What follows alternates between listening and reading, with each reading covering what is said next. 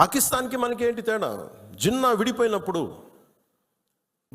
మేము పాకిస్తాన్లో అందరినీ సమానంగా ఆదరిస్తామని చెప్పారు. హిందువులు ఎల్లక్కర్లేదు, ఆదరిస్తామని చెప్పారు.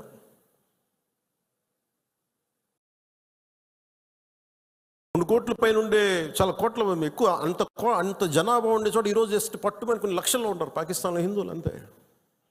బట్ వేరస్ మన దేశంలో, పాకిస్తాన్లో ఎంత జనాభా ఉందో ముస్లిం జనాభా అంత జనాభా ఇక్కడ ఉంది. That's what India is. అంటే మనం నిజంగా ఈ సోకాల్డ్ సూడో సెక్యులర్ వాదులు చెప్పిన విధానంగానే అయితే నిజంగా అసలు ఇంతమంది ముస్లిం పాపులేషన్ ఉంటుందా?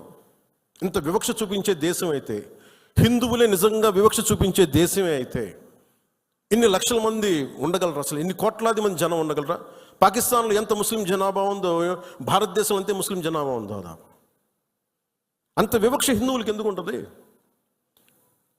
హిందూస్ అక్కడెక్కడ కొంతమంది నాయకులు ఉన్నారేమో, మనకు తెలీదు.